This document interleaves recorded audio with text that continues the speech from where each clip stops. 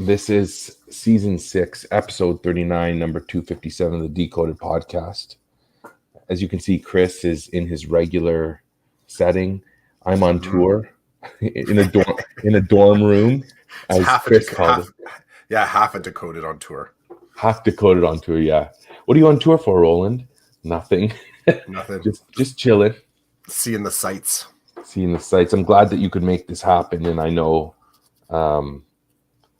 that today we won't be very long, maybe 45 minutes, and then we're all going to go back to living our lives. But I got to tell you, at home, I don't have like a white light behind the camera, and today I do. And I feel like it kind of wakes me up, and I feel like this is more of a high-end production all of a sudden. But it's not. I think your home studio has more natural light, doesn't it? It does. Yeah, we're talking major artificial here. Major. This is AL. I'm living in the AL, artificial light. But speaking of AL and AI, one of the assignments in the AQ course I'm teaching is to write a report, I guess, on an article, one of the articles that I've posted over the course of the term. So I did not create this course, but one of the assignments in this course is, Roland's the instructor's been posting, a couple of articles a week around social sciences. Your job is to pick one or two of them that you liked or that you didn't like, that resonated, that didn't resonate, and just go deep with it and write a report about it. And one or two or three articles that I posted were about, using AI with students and having students use it in the classroom. And I would say that topic has been, I feel like it's Groundhog Day when I read their work, then I respond. I feel like I'm going to say the exact same thing over and over again, because my opinion about generative AI and its use in the classroom with students, with, teacher use, how do you change that 12 times, right? I guess I could say it differently every time, but the general, you read the first two responses and you know exactly what I'm going to say to every response about those articles. You get what I'm saying? Because I agree with certain parts and I disagree with certain parts. And the only saving grace is that I'm talking to a different human each time. And so I change up how I speak to that human, what I say to them about their work and what I saw them do. But AI, it's big right now, but I want AL to go big, artificial light. We're going to have to find a way to make that happen. Well, create a hashtag. That's the first step. I guess you're right. Create a hashtag. Create a hashtag. AL. AL, baby. Generative AL. So I'll chase that topic. I started asking you about crypto stuff. Yes. Yeah, that's been my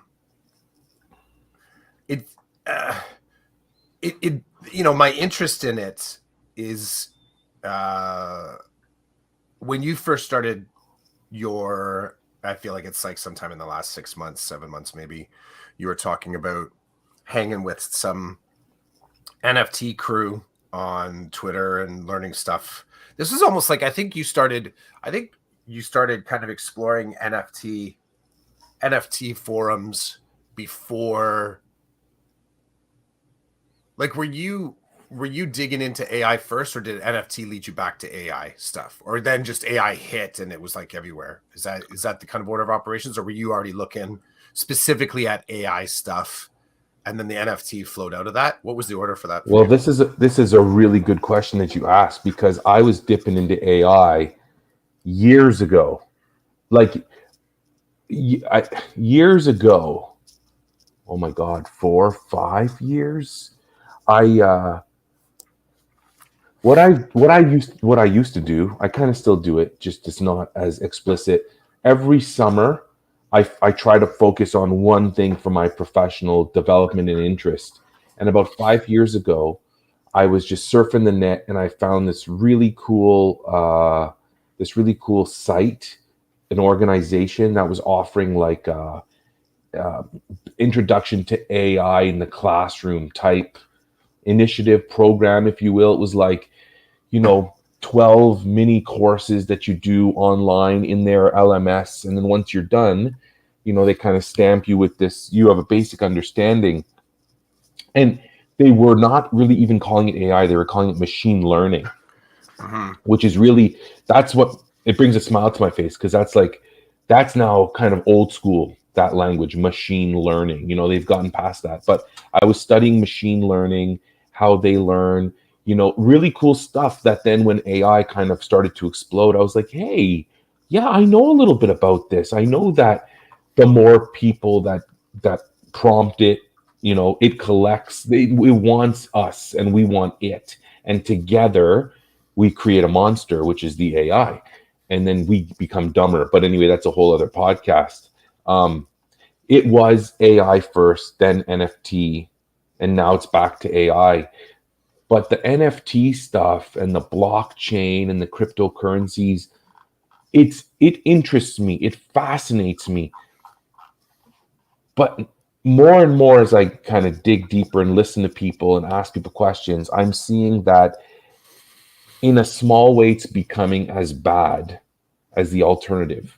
So people went to cryptocurrency and Web3 and blockchain to avoid having people tell them what to do and how to do it.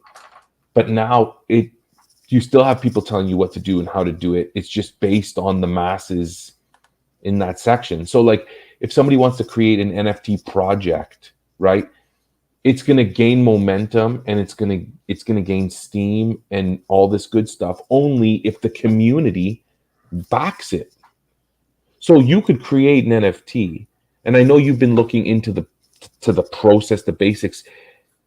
I guess technically, and I don't even know, you could put your art on a blockchain.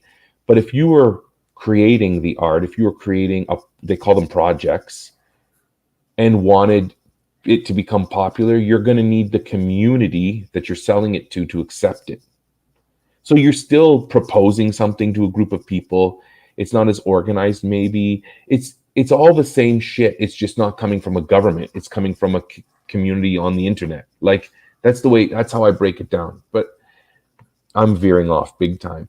I have to say before I let you friggin' steer me back into where I'm supposed to be is that some of the coolest people and the most welcoming people I've seen on Twitter, even more welcoming than the teacher community, teacher Twitter, has been the Web3 people, the NFT people, the crypto people. They they're there for a purpose, but they do have a lot of fun. Like they have a lot of fun, and I dig the art. Like I see some of the art and I'm like, that's cool. Like how does one think of that? You know, how does one think of that and then create that? It's really neat. So it's lightening my load, I would say. It's kind of feeding me, and that's why I like it so much. So now I'll stop talking. I'll let you steer me back to wherever it is that I'm supposed to be.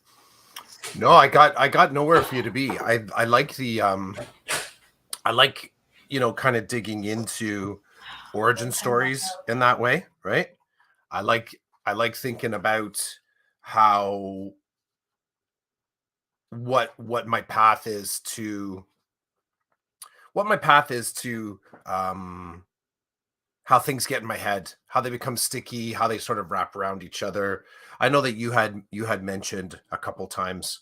Um, I know you even told me probably 3 times that you had a wallet, um, like a digital wallet. I know you told me, who it was with, and I totally dropped that. And it wasn't. It's funny how I've come to thinking about this because really, I have more than enough art and the skills in the art space to start figuring out how to do digital renders of my art. I could do that. Um, for I don't know why, and I have stuff on Redbubble, which is sort of like it's a marketplace. Some people have bought some pieces off there, and they I upload an image, I can select the different items that that image would be produced on, and Redbubble has a whole stable of different companies that'll then outsource the production of this stuff, and then it gets shipped to people. So you get some sort of, you get a mug, or you get a tablet cover, or a piece of art to hang on your wall. And it's funny. So I put that stuff up during COVID, like that stretch of years 2020. So 3 years ago, started playing with that. And it's, at the time, it was kind of funny. I was thinking, like, this is the way to kind of get, um, this is like the 2.0 version of managing your own gallery of works. And I looked at a couple. I think another company's called Society 8, Society 9, 8 Society, something like that. So there was a couple that I looked at. I went with Redbubble. I was like, what's the one that's going to give me the least amount of stress, quickest uptime? So I went there and I sold some pieces. That was cool. But I never really made the connection, like, oh, there's another way to kind of do this.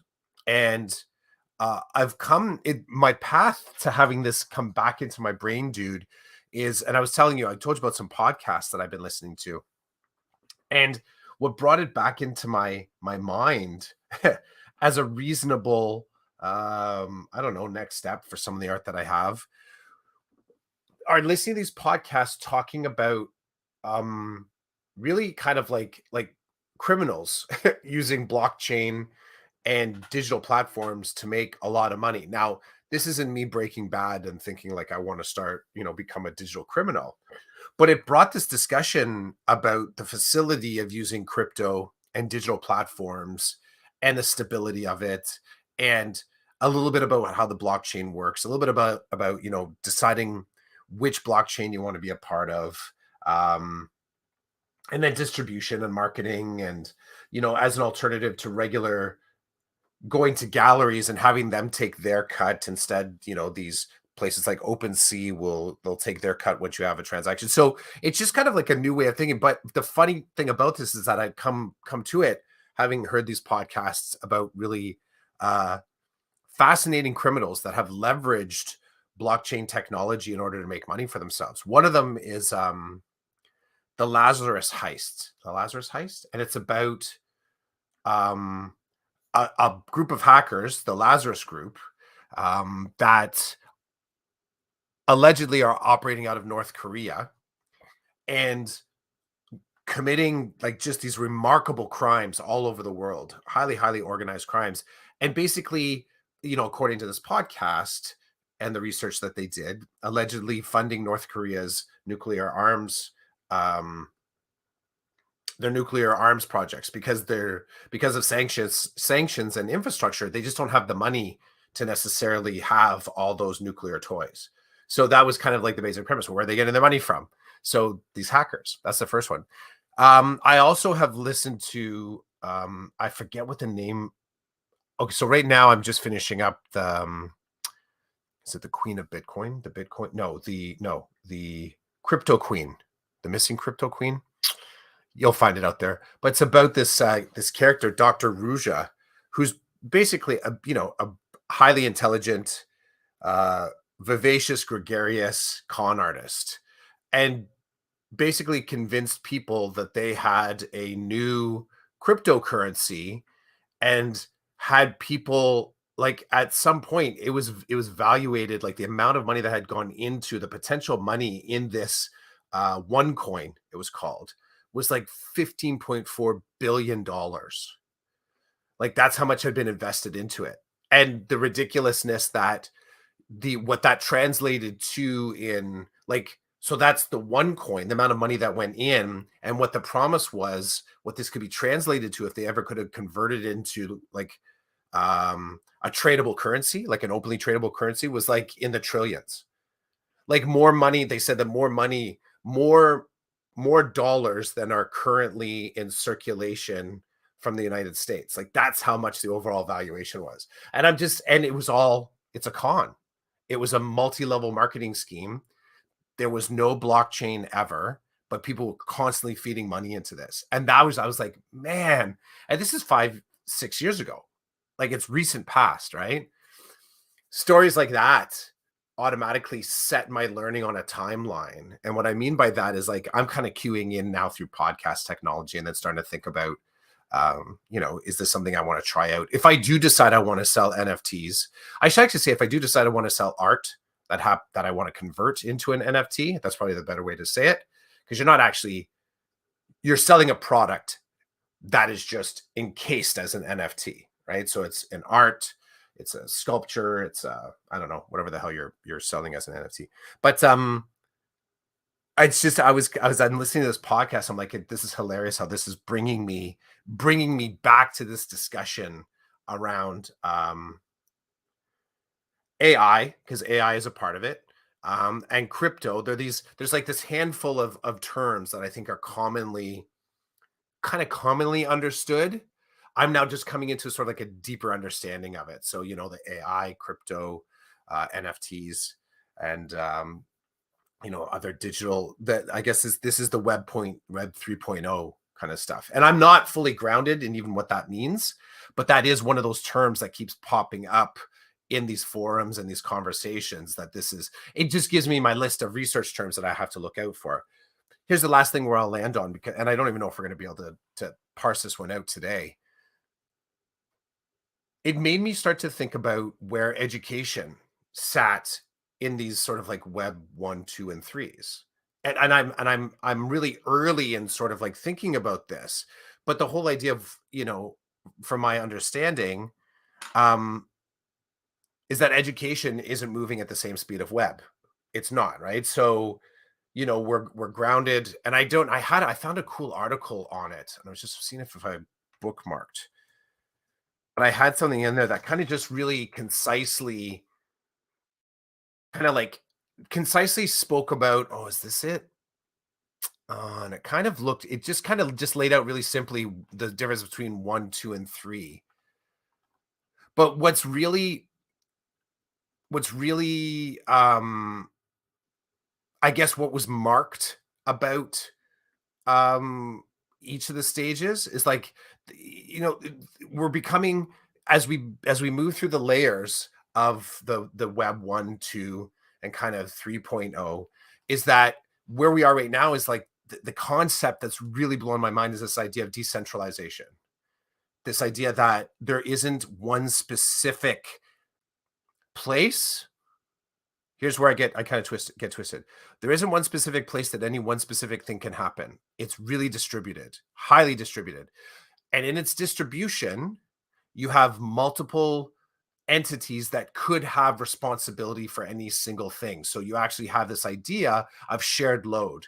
Now, we go back to blockchain for a second. The whole idea of the ledger is a perfect example of that, right? Like this idea that multiple people all get to see exactly what's going on, and they have to be in some sort of an accord in order for that blockchain to actually be a blockchain. So the agreed upon value, process, rules has to really a really nice little bit of democracy. And that's kind of where we're at, where 3.0 is. I think we've kind of got the whole 1.0 down. I think of like all the first gen digital tools that we had that were so clunky. They were very specific. They didn't launch anywhere. It was, remember LiveBinder? Do you remember that back in the day? LiveBinder, perfect example of a 1.0 struggling to be a 2.0 kind of a tool, right? Because then you get into 2.0 where things become a little bit more rich. People are starting to think about the UI. People are starting to think of like, okay, this isn't just a piece of paper that is on a screen. We want to put some richness into it. We want some really cool hypertext. We want motion. We want GIFs. We want these other stuff, right? And so I've been thinking about school, like where are we in education? Are we using the 3 levels? Do you see 3.0 creeping in any spaces? Do you see this I think 3.0 in a lot of ways is super scary, because we would say if it were anything other than digital, let the kids be our guide. Let the kids decide how they want to go about this.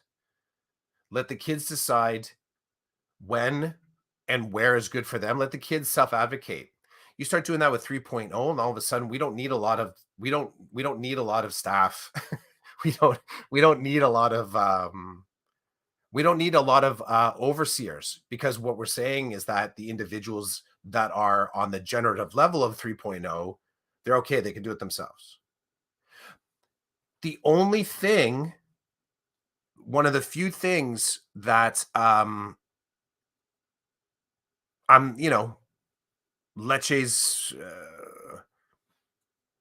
I don't I think for me to say I'm not a fan is oversimplified, but also kind of like I'm just like he's not quite a meme, but he's not quite any really of importance to me other than how he seems to negatively impact me with his decision making. Here's my however. I get the sense like he has some understanding of 3.0, because I get this really almost sixth sense that he would be pretty happy breaking him and the conservatives breaking our education system into these kind of like grabbable packets for everyone to kind of take their own piece. Now, I think what he's not talking about the democratization. I think he's talking about privatization, which takes it in another little weird way. But the first step is still the same. How do we disaggregate these things to kind of say, right, it doesn't all have to be in this one hub. You get a piece, you get a piece, you get a piece, which in some ways philosophically is also like 3.0. That is a decentralized kind of model. Now, dark side of that is that, you talk about healthcare and education, then it's like that can be problematic, because then you start to have tiers of have and have nots. You have accessibility issues. Just because you're breaking it apart into pieces, they're still deciding who they're giving those pieces to. Problematic. So yeah, that's just, I think that's what, actually I'll say one more thing in this, and nobody in my circles are having these discussions. That's another kind of fascinating thing for me, like that I haven't been able to find anyone locally that wants to discuss this stuff. Thank God for Dakota Podcast. Thank God for you, Chids, to be able to sort of get into this on the weekend. But yeah, that's my TED talk. So you loaded me up, and you're right. There's no way we can deal with this effectively today on this podcast. Maybe that's a good thing. Maybe that's a good thing, because this could be like part one or something, right? Like for sure. Let's drop it like it's hot. I do want to respond to some of the things you've said. Mm-hmm. The first one is I agree with you that there's the school system, the education system, is a slow-moving beast. It is slow, and I'm starting to think strongly that it was built that way. That it's not by mistake. It's by design to ensure. Do you think people care about stable education anymore? How do you define stable education? At the cost of innovation. Do you think that we're in this weird binary state where that binary is where people get caught? This idea that innovation and stability have a hard time coexisting? That's a really good question. I've never thought about it that way. That is a really good question. So what I would say to you, what I think of when you ask that question is, there are a lot of parents who say to me that they wish things were like they were when we were in school. We never move fast enough. Sometimes there's complaints that we're moving too fast and people can't keep up. It is like black hole's not the right word. The education system just seems to be kind of its own silo, standing on the side, where most people just don't care what's happening there. They don't. It's not privatized in terms of like organizations and big business. They're doing everything they can to stay on top of things in order to continue to say that they're modernizing. Come to us, we're the best. Give us your money. You'll get your money's worth. We're ahead of the game. I gotta stay in my lane. So I feel like the school system isn't moving in that direction. It's not. So the crypto stuff, NFT, Web3, it's all, I find it fascinating. And so I'm going to connect to, it's not everybody's living in la la land. So for example, uh, a couple of people on Twitter that I follow, Bo Diddley and Emperor Duder, they have a YouTube channel called Bad Financial Advice, and the whole purpose of their channel is to talk about some of the bad financial advice that's being given to people in these spaces. And one of the things that Bo said early on in in their channel is everything's a scam. In his mind, in his opinion, in his perspective, when a new project comes out, he's like, it's a scam until proven otherwise. And going along the same lines as what you're saying, Chris, is that like people are creating stuff and you know, entering into criminal activity to make money because of the speed it's moving, and people want to get in on it, right? And so I guess one of the things that has kind of caught my attention in that space is this people like Bo and Duder who are saying everything's a scam. Let's break things down. Let's figure out what's not a scam. I also wanted to say to you that, like you said, when people are selling their NFTs or selling their art, they're not just buying art. They're buying into an idea of something bigger that's going on. So, for example, again, I'll use an example that was given on Bad Financial Advice. Is this idea that what's it called? The Mallard Order is one of the big NFT projects, and they sell these different the same duck wearing different outfits and different eyes and all this and all that, right? And they've been very they have a if you went to their website and looked at their stuff, it's very detailed. There's a lot of what I would refer to as gamification. There's a lot of like, get in early on this and it'll benefit you later. So you're not, when you buy a duck, so to speak, you're not just buying that NFT. You're buying into, well, this is what they want you to do, and this is what most people are telling me, and I'm reading.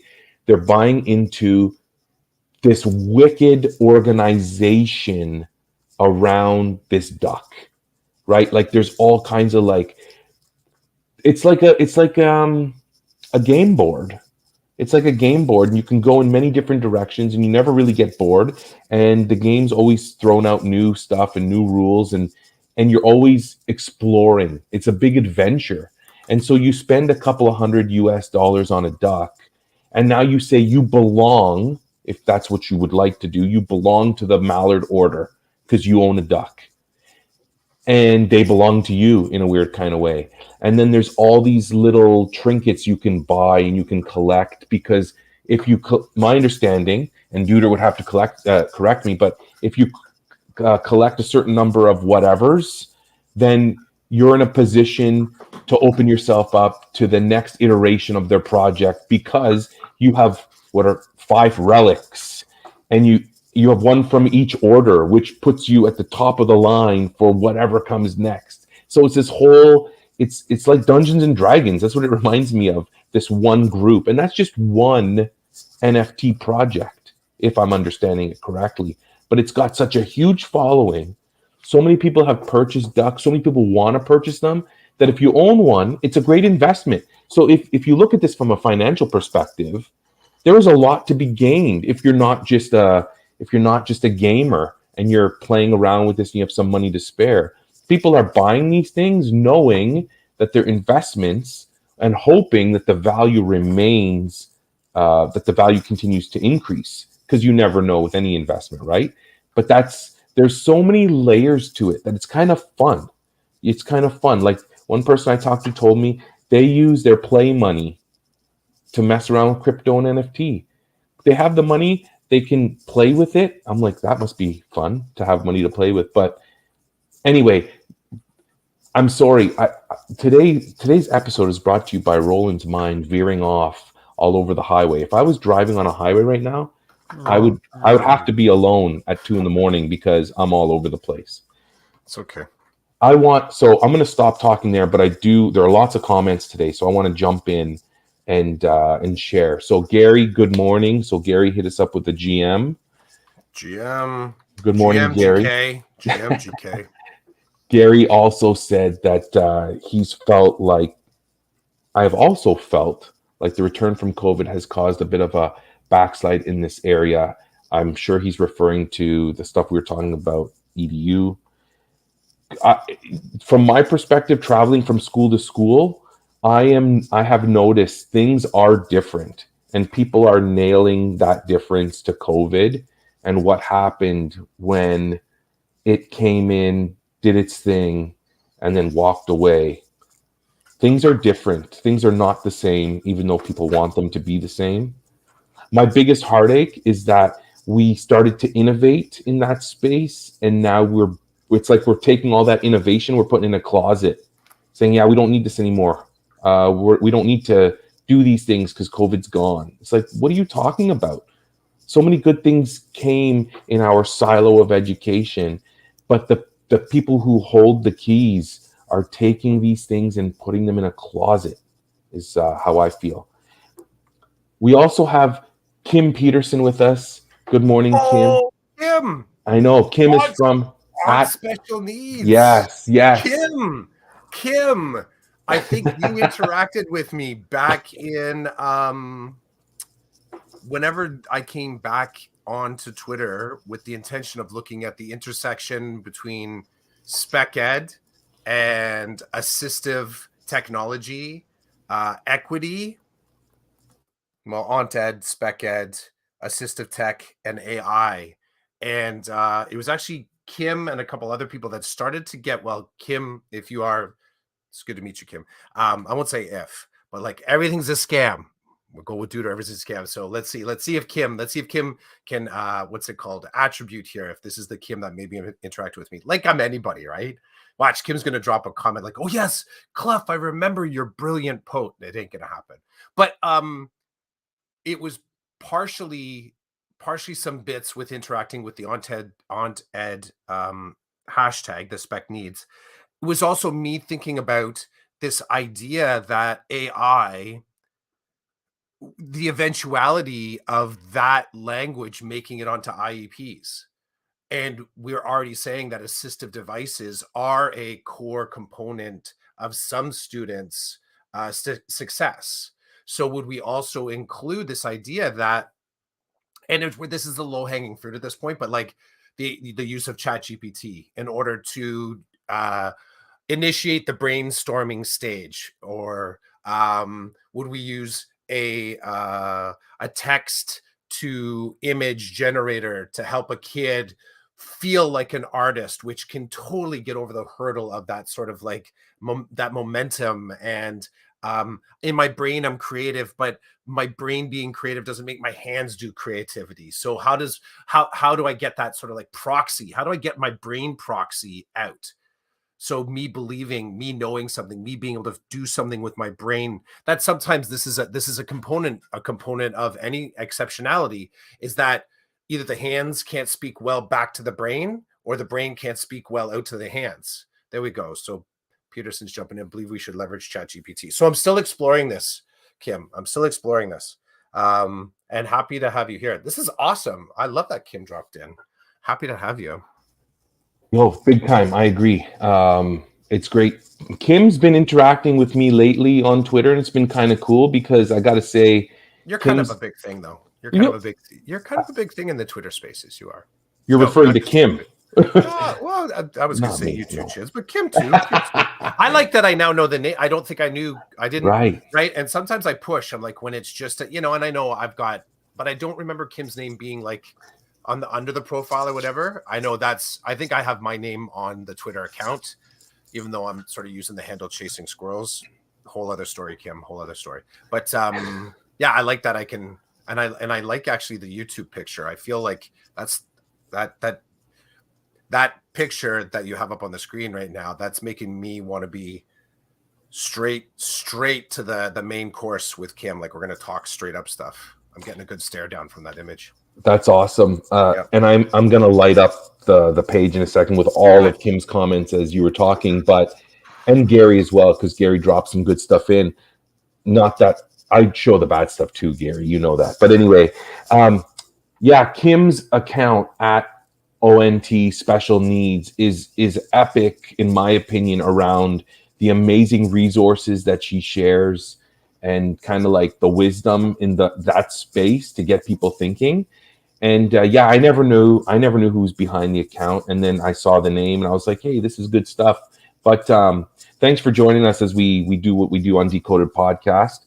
We talk about different things, mostly education, parenting, but we break things down, we build things up. That's what Chris and I do. At the end of the day, we do whatever we want because it's our podcast. So that's my shtick with the podcast. But Kim thought she'd drop in and check it out, so we appreciate that. Gary said that conversations or curiosity in this area deemed to have guided. I don't know if I'm saying that right or could be guided. Okay. Yeah. Fair enough. Seem to have quieted. Maybe seem to have quieted. So Gary's not not getting the sense like that, the vibe, right? Like yeah. So to catch up, Kim agreed to something I said. She laughed at us, which is awesome. And she said a lot of things have changed since COVID.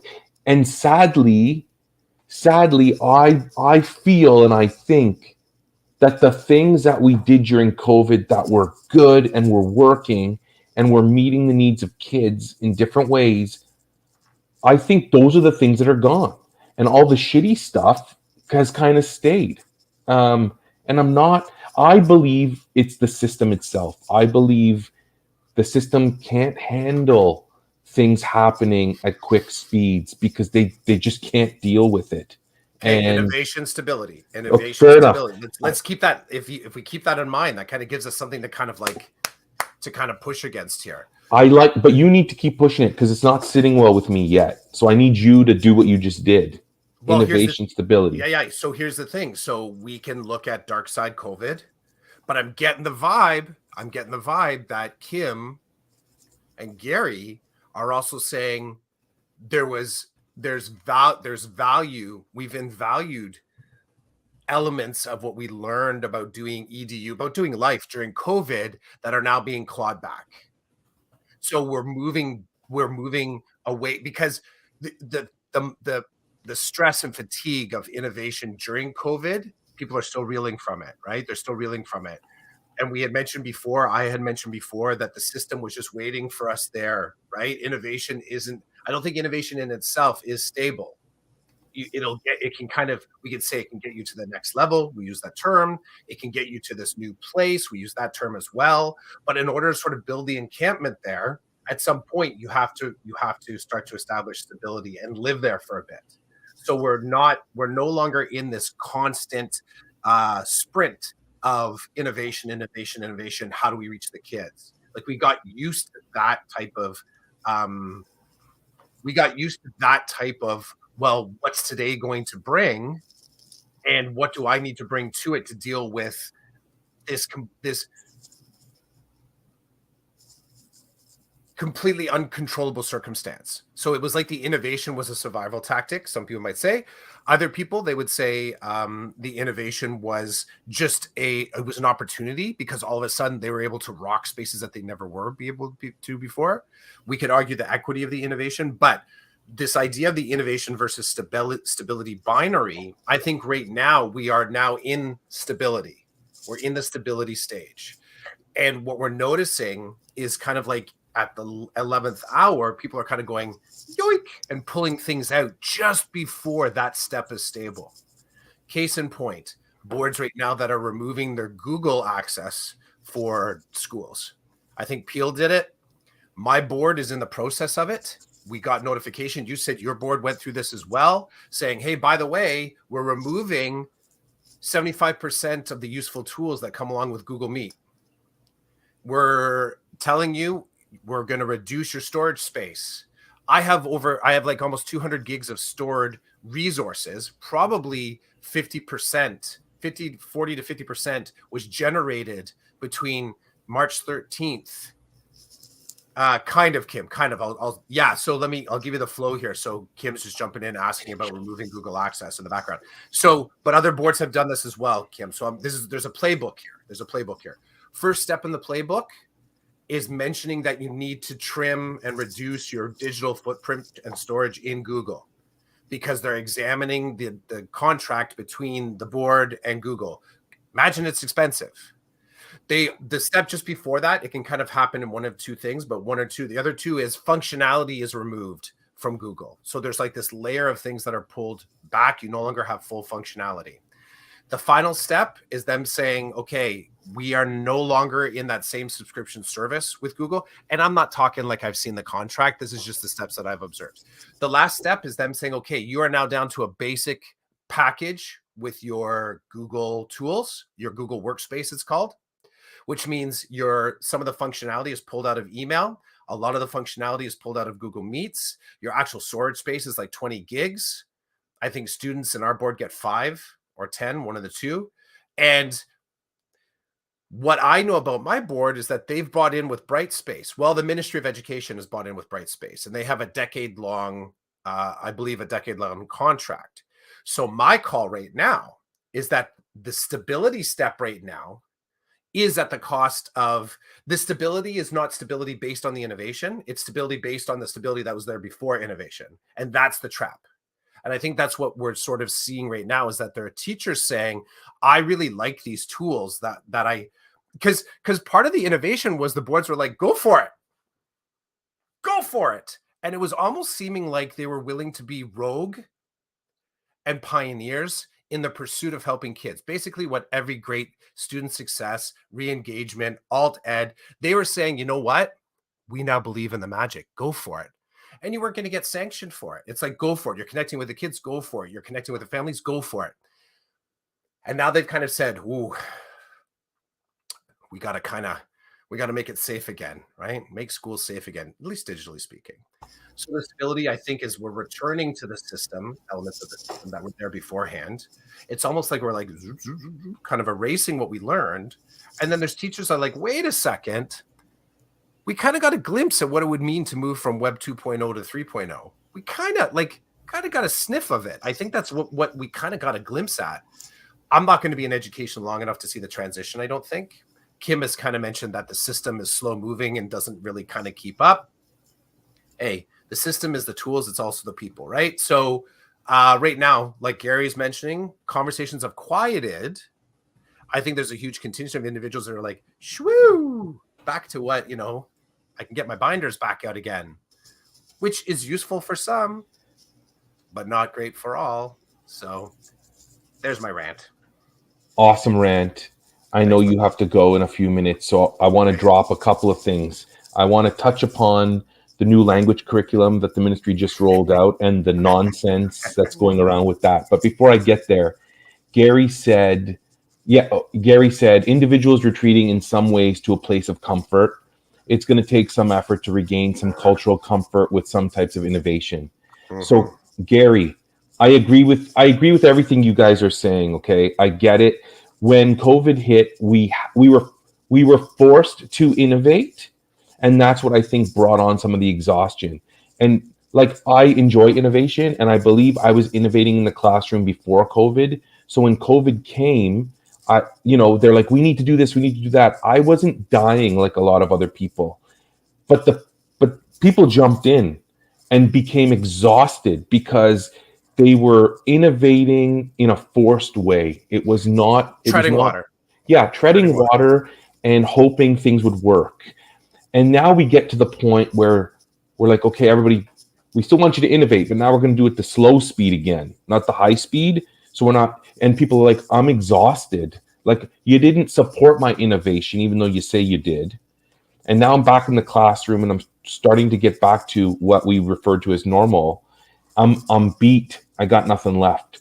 So then Kim's going to check out Brightspace. I commented that, also known as D2L. That's how a lot of people still know it.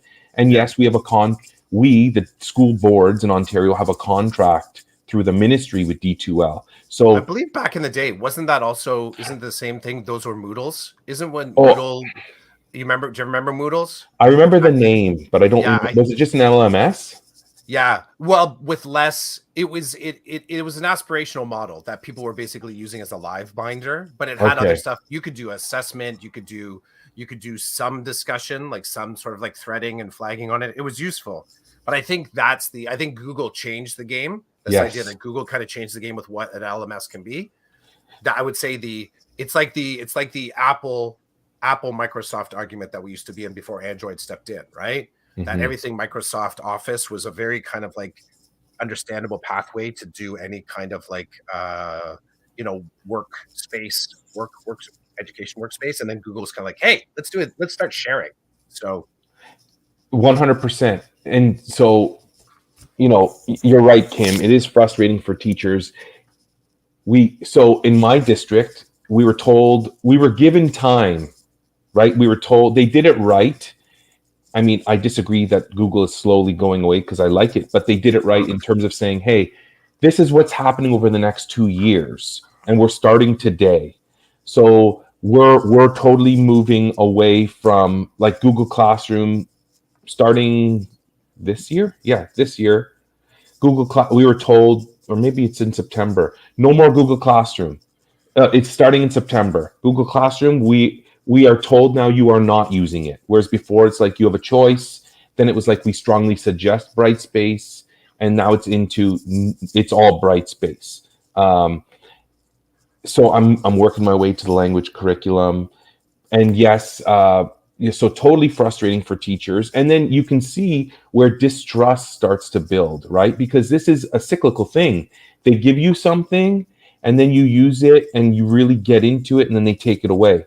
Then they give you something else, you use it, you get fluent with it, they take it away. And after a few of those patterns, a lot of us are like, we don't trust anything. We don't even want to use what you're giving us because we know you're going to take it away. Um, Kim talks about the return of cursive writing, which is huge news. So they dropped the language curriculum on us, okay? And they're like, here's the document. And you're going to start using this in September. No training, no slow release, nothing, which is the MO of this government. but that's also the MO of big software, which is kind of fascinating.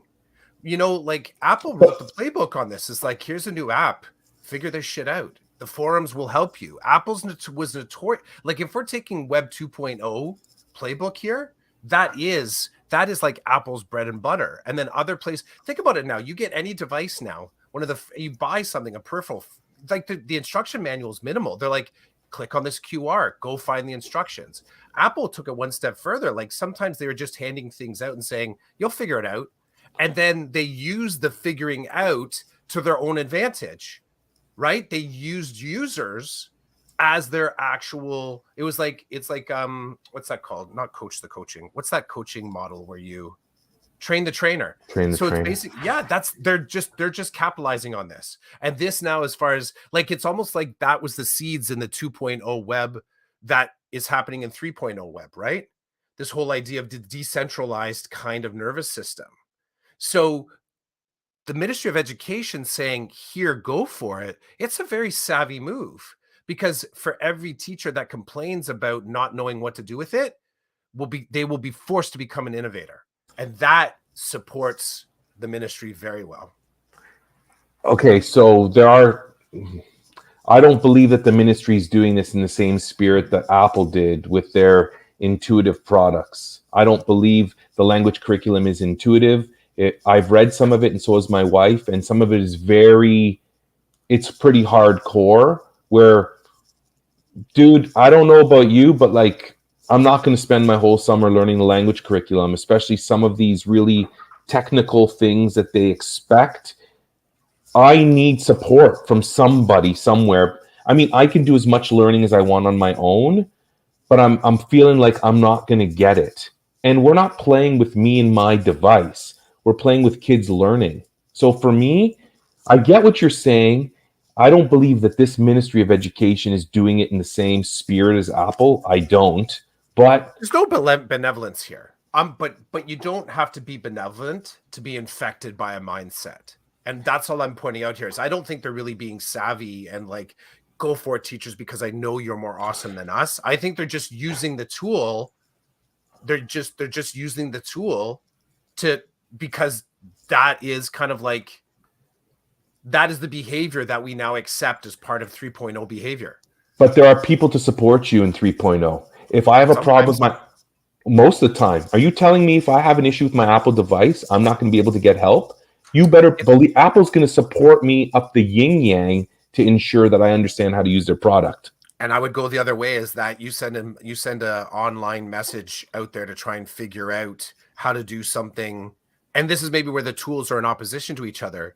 You crack open your browser and you ask a question with very specific serial numbers and codification about an Apple product. There's a higher likelihood that you're going to be redirected to a Reddit or another forum. Maybe you'll get an Apple kind of thing in there. I mean, they pay their money to be higher up on the thread, to be on the responses, but you're just as likely to get a Reddit thread as you are to actually get Apple support. And Apple depends on that. Apple will pull back. This Apple and ministry acting the exact same way. Support can be pulled back because the community is willing to support itself. This is no different than me going to summer school, walking into the classroom and not having an LCD projector in there. Part of it is the problematic mindset that people have to hide away their technology because it might get broken or stolen. But it's also the system. The system doesn't give a shit necessarily. And they know that I'm going to figure out a way. Like, it's not something that would be addressed because I'm going to figure out a way to get to my destination as I need to. In the same way, people are going to, companies that like Apple that have such a large market share no longer have to worry about anyone asking them for instructions. They don't have to go to Apple anymore because the community is so, and this is also social media and how we love to kind of post. Anybody on social media is willing to, do a couple keystrokes to kind of help you out. So I guess maybe when you say you would like direction, what you would like support, your words, your support, I would say there's more that there's going to be so much support out there for you. If you ever make it back into the classroom, learning how to implement the new English expectations, there's going to be tons of support. Are you saying though, you would rather have support from the government? Or you want very specific support? No, I think with education and with some of these curriculum expectations being very specific in particular, and my understanding that we're dealing with kids learning, and so we want to ensure that we don't steer in the wrong way with their learning. We don't work against them, we work with them. That there may be a slower release with some of these things. I don't think 2 months is enough, even for people who are. Somebody's at the door, Will. I don't. Yeah, this is the life of a hotel room, right? Nice. I don't believe that they're doing it in the right way or in the right spirit. And what they're doing is, I don't like what they're doing. And they've demonstrated that they don't care about us. They don't care about us. They care about the product. They care about the kids learning in the end and the achievement, which we all care about. But I just don't see it the same, Chris. I get where you're coming from, and I get the spirit of what you're saying, but I have to disagree. That I don't believe that they're doing it because they're just saying, here, you're well paid. Here's your new document. Figure it out. Make it work. And what I'm saying, though. Oh, I'm perfect. Totally agreeing with you. I'm telling you, though, I don't have the luxury of ignoring it. Like I could ignore my Apple device because I got to teach these kids in front of me, and I got to teach them how to read. Mm-hmm. And there are things in that document that talk about doing this and doing that. I have no clue. You're right. I can ask people, but nobody's getting paid to answer my question. And the 3.0, here's the thing. The 3.0 is that no one's going to stop and necessarily protest it either. Because there will always be somebody. You remember the transit? I remember this so distinctly. You and I talked about this, about the is it too early? Is it too early? Remember when we were sort of like in that first April after we shut down in 2020, and there was a whole lot of people having the exact same mindset that you are right now. Exact same. How do we move forward? Right? Good question, Kim. Yeah. Yeah. We don't protest much on this pod though, Kim. Come on. Come on. That first April, it was like right around April, around Easter, just thereafter, we started to shift from, and this is pretty tight, that's just over a month, maybe 6 weeks. We shifted from the sky is falling to how do I catch it in a cup? And all of a sudden, people were like slowly making suggestions on how to navigate this new space. There were a few people that were kind of like still holding out and like the ones that are like fighting against it, and then there were other ones like, okay, if this is what we have to navigate, we're going to start moving with it, because the actual stress and trauma of pain and fighting against it is not is way worse than trying to find a space through. And I would agree, it's not the best model, but this is the model that 3.0 is going to put us through. I have no doubt. I think that anyone that holds out for ministerial support with these new expectations at some point will have to ask themselves, is this actually making me move slower than I should be because I'm holding out for board supports that are just not coming? I'm going to figure stuff out. But is this actually, am I now kind of like, in some ways, I'm going to go edge on this, in some ways, harming the kids just as much as the ministry is, because I'm not leaping, I'm not looking, I'm not trying, I'm not testing. And again, no shade on any educator, but I've watched this cycle too many times to sort of recognize that. Like, it almost makes it incredibly difficult, because let's say back in the day, we would sort of bring this to our union, it would be fought, we would stall, we would wait, and then maybe something would be done, or maybe at the end of that whole fight, we would just end up back where we are. We have to figure this out. I'm trying to differentiate between this particular move that, okay, I can say Lecce did it, but it's the Ministry of Education. There's a whole group, both teachers, consultants, professionals that are thinking like cursive writing is a great thing to bring back. So I have to try it sometimes to kind of like separate the fact that I'm not a fan of the idiot, but this is also, there's other people that are kind of thinking this is a direction to go and trying to think of it as a system. And their playbook makes sense. This is how products are rolled out in 3.0. There's an absolute dependence on the users to figure out how to use it. But 3.0 is also decentralized. Mm-hmm. So here we have a centralization dictating what's going to happen. Imagine if it was decentralized and the ministry put this forward and said, hey, what do you think? And then the teacher community said, we're not buying it. That's also part of 3.0. And that's also part of buying Apple products and any other product. Here, we don't have the choice to buy it. It's here. So part of it is the 3.0 mentality. Here it is. We've downloaded it to deal with it.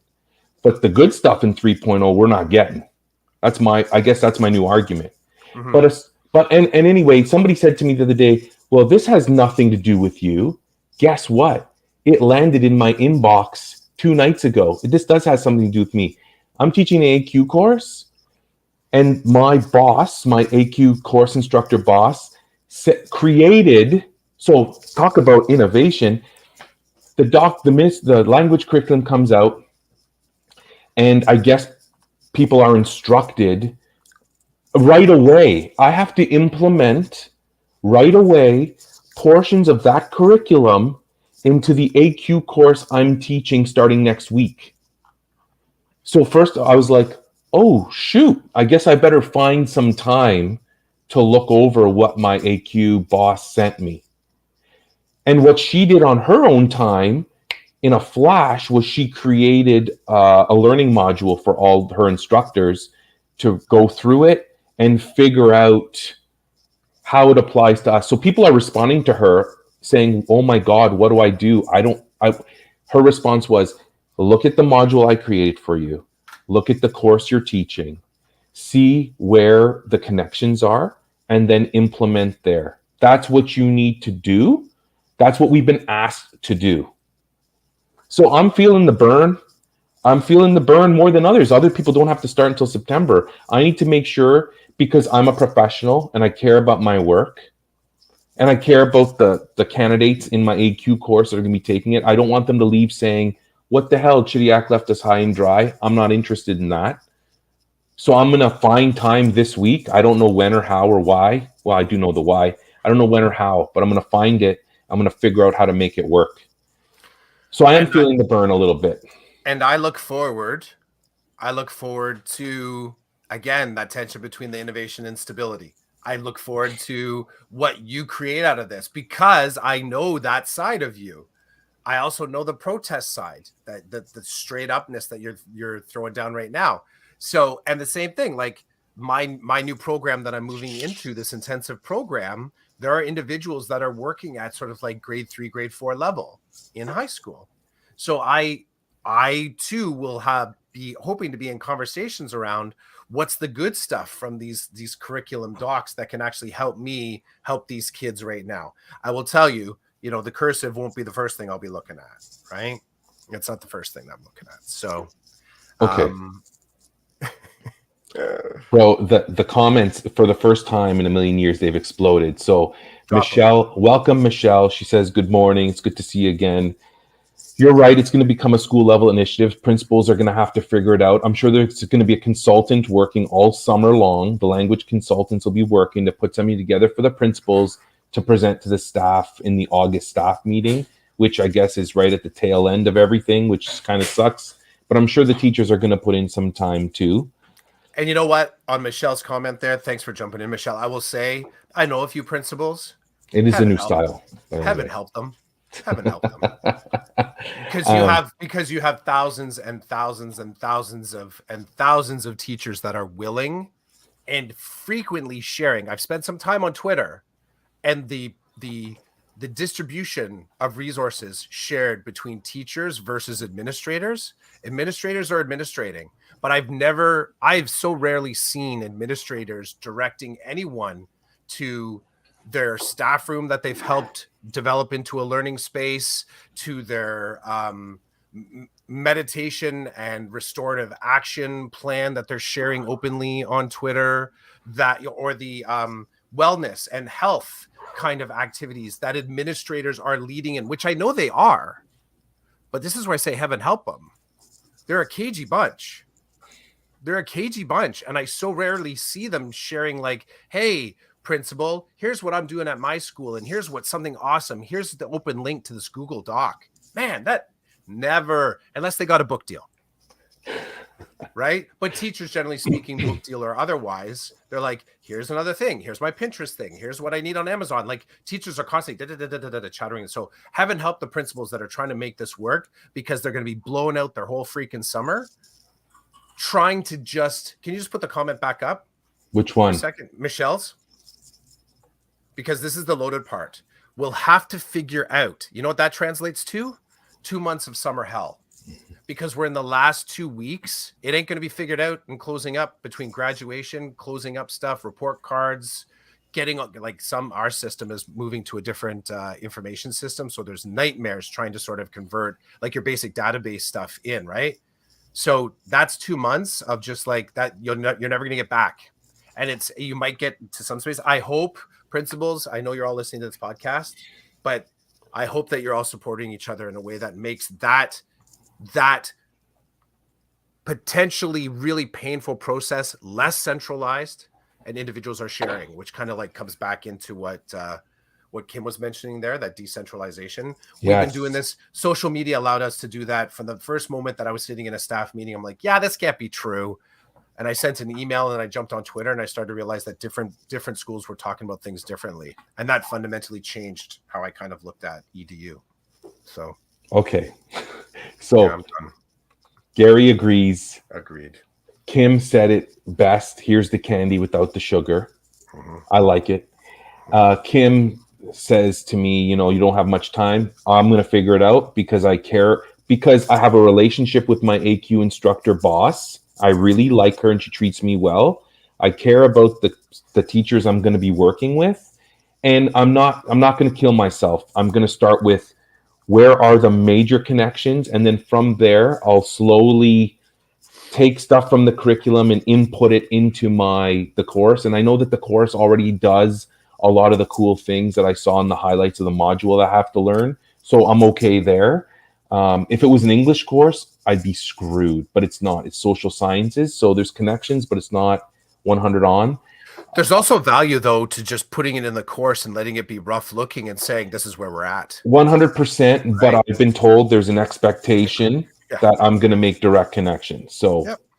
Karen's back. Welcome, Karen. Karen's a superintendent. So if Karen wants to throw in, I know I'm shooting down SOs all the time, Karen, but you're welcome here, and you say what you need to say. It's a joke. I'm not shooting them all down, but she's back. Time energy of EDU is finite and sometimes fragile. Great point you're discussing regarding where and how we spend it. Okay, cool. See, I would argue never fragile, always finite. Okay. It's always structured. I think when we start to talk, I think fragile gets too close to like, I'm gonna, yeah. I like the comment. I get it. I totally get it, Karen. This is just me playing. But I wouldn't use the word fragile, because that also suggests like we can't do hard things, right? And I know we will. And Kim says we can because we're resilient. Mm-hmm. Yeah. And Gary says, "Oh, sorry, go, Chris." Yeah, we're resilient. See, I'm so spicy. Resilient, and the ministry has figured out how to weaponize that, right? And Gary, holy cow, it's like everything's in sync. Gary's like, yeah, the term resilient means figure it out on your own. Stability and innovation. Ontario teachers are the best in the country. I'm not going to disagree with that. I don't know what the stats are, but I'm going to. Yeah, I won't disagree with that. Gary agrees. Michelle says some of us do. Kim says Ontario teachers have been thrown so much and are constantly adapting with little or no time. No wonder there is such a high rate of burnout. Innovation, stability. Karen comes in peace, and you are welcome. You know that. You're welcome. Peace and donuts. Kim's making friends with everybody today. There we go. Yeah, that's awesome. Karen, Kim is on Twitter at ONT special needs. That big account. Worth a follow. Worth a follow. Resilient and spicy. Yeah, we love. This is Clough. That's the number 3 platter I'm ordering. I like that one. Well, Chris, I know we're over time. I know you got to go. Is that dipping your toe in the water? Is that what the picture is? Mm-hmm. I love and it. all the stuff underneath there, it's like 3.0. Oh, I don't see all that stuff. Okay, it's too fine. And my camera won't focus on it. I like it. Web water. It's web water. I'd pay for that NFT. Would you? Hey, I just might. Back to the beginning of the conversation. I'd pay for that. So thanks everybody for checking us out, and for the comments were great. Normally we'd have more time, just like generally, but we got dad stuff to do today. Today time is fragile. Yeah. Karen's making connection to Kim. Love that. And then Kim, amazing podcast. We try to do what we do for us. So thanks for enjoying that. Come back, Karen. Come back, Gary. Gary, come back, baby. Gary knows where the key is under the mat. He knows. He just we come down in the morning. He's already in the armchair with a cup of coffee. He's like, dudes, let's get talking. Gary's the one that's going to send us a DM and say, "Why are you guys late? Like, let's go. My coffee's getting cold, right?" Michelle, with good luck. Final week of school and have a healthy, happy summer. Yeah, same to all the teachers as well. Karen's laughing out loud because she doesn't get a summer off, right, Karen? Yes. She's high up there on the EDU food chain. Dad stuff to do. Coach Turby, welcome. Yeah. He knows that well. Coach has 4 kids, I think, so he knows well. You didn't dig into the dad stuff other than I got to go do stuff. And my son kept walking behind me, which he never does in real life. Same to you, Dominique. Thanks for checking us out again. That's fantastic. And Karen, it was a wonderful listening. I like that. That we're wonderful to listen to. I like that. Thanks, Karen. I'm looking forward to having a little bit of summer for sure. We'll see how it plays out. Tell us when we suck too, people. We don't mind. We like that. Yeah, we're resilient. Sure. We are. We're resilient in the 3.0. Yeah, we don't need to believe that we're good at this. Or we only need to believe that we're good at this? Well, if we're decentralized, we're going to hear out what people have to say about our product, and then we'll go with what they vote on. Yeah, no, I'm still stuck in 2.0 there. I'm going to do what I want, peeps. Okay, this was season 6, episode 39, number 257 of the Decoded Podcast. Peace, everybody. Have a great last week of school in Ontario. Best wishes, friends. Peace.